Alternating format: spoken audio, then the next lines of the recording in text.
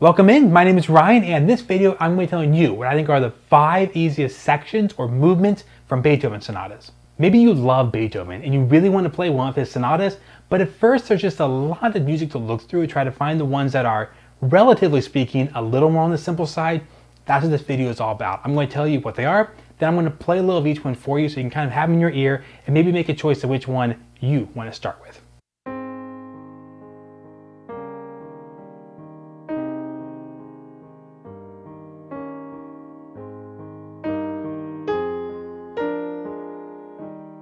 Up first here we have the second movement of Opus 13, Pathetique. Now, if you're not up on all the terms, the way you search for this is you type in the word Beethoven, followed by opus or OP. That word basically means work number, like work number 1, work number 2. Well, this is Beethoven, Opus 13, and then this is a second movement. So you either type in second movement, movement 2, or just Roman numeral number 2, and you'll find the piece. Now this piece is great. I mean, it already has that gorgeous, beautiful opening melody that you've already heard, but it also goes somewhere, it develops. So this next section here goes from that beautiful melody to something almost haunting.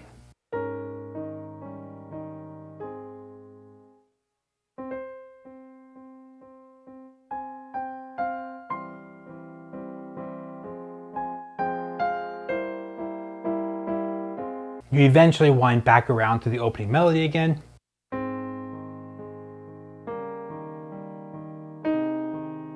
But then this time when it ends, it doesn't just go to that, oh, sad, haunting melody. It goes to a more like overt, in-your-face different section.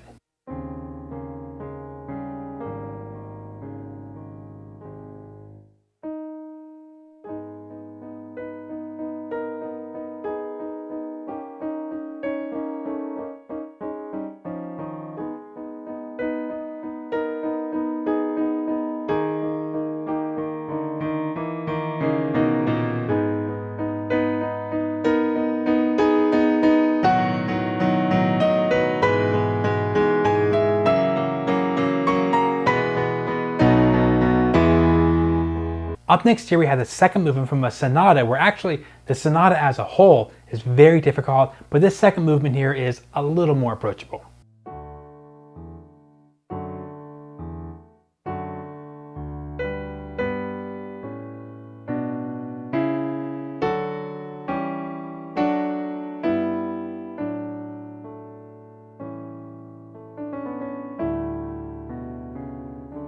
Now that is such a cool texture, where Beethoven is basically imitating the texture of a string quartet, 4 string players playing together. You have some held notes at the top, and then a bass kind of plucking down at the bottom here,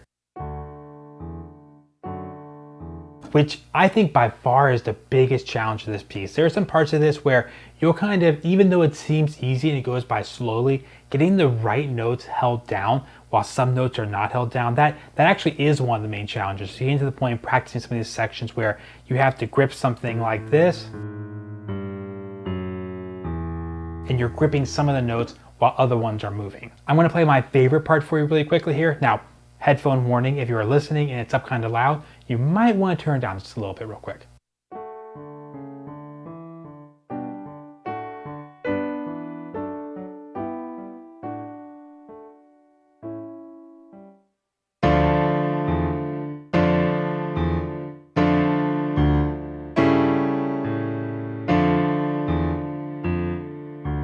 Up next, we're going to look at the first movement of Opus 101. Now, 101, that's a pretty big number. That's because this piece is much later than the other pieces we're going to talk about today. It's also my personal favorite on the list.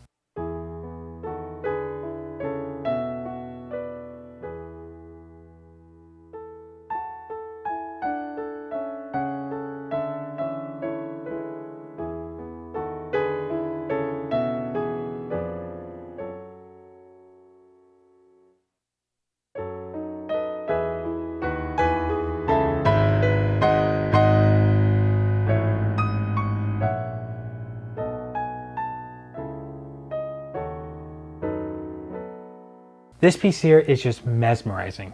Part of that's because this is late Beethoven now. We're to the later part of his life, so just his style has changed. Not necessarily better or worse, but it has changed and developed throughout his life.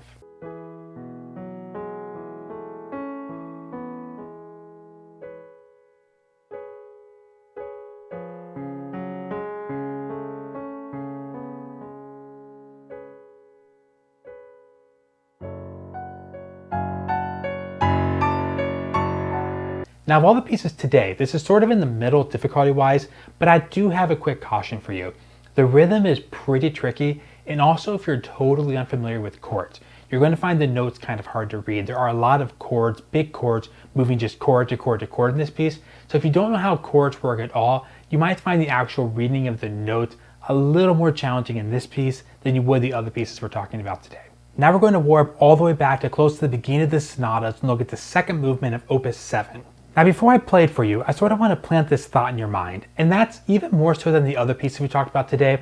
The main challenge of Opus 7, the second movement here, is not the playing of it. The notes themselves are not that difficult. It's the musicianship behind it. It's being able to pull off this piece. This piece is full of huge gaps of silence, of just really intricate kind of expression ideas. And that's true of really all of Beethoven. All Beethoven is hard to express. The 5 pieces we're talking about today, they all are more lean into the challenge of expression, more so than technique. That's why they're on the easier side, because I mean the harder Beethoven, you also have to be expressive. But especially this piece, there are so few notes, especially at the beginning. And the challenge is being a good enough musician to show that music to the audience. It's there, it's deep and it's dark and it's beautiful, but being able to project that is really difficult in this one.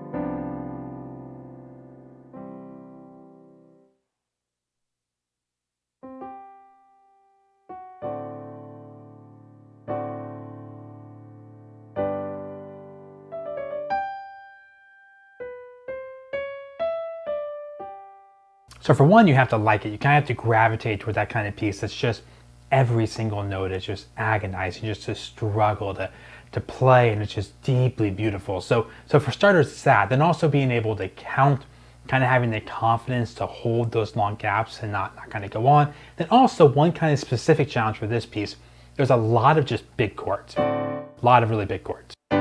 So hand reach can kind of be an issue. Of course, you can always roll chords if you need to get up there, but just so you kind of know going into it, this piece here, more so than the other ones today, has just a bunch of big filled-in chords. And we are ending today on one of the easiest of all the sonatas, and I saved it for last because I think most of you probably already know. This is probably the most popular one. It is Opus 27, number 2, otherwise known as Moonlight Sonata.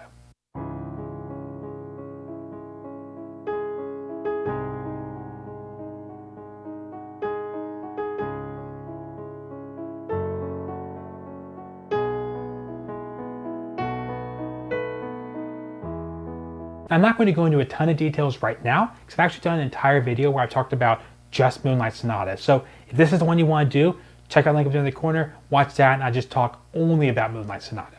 Alright, so there you have what I consider to be the 5 easiest movements from the Beethoven sonatas. And just in case some of you know your stuff, you're kind of confused, I did not include the 2 Opus 49 sonatas on this list. Beethoven didn't originally want them published in the first place, so I didn't put them on the list because they're a little more like sonatinas, kind of like little sonatas compared to the rest of his pieces. I was going for more the other 30 kind of full-fledged big sonatas. Now, if you watch this video and then go try out one of these 5 pieces, I would love to hear about it in the comments down below, and let me know how it goes. See ya.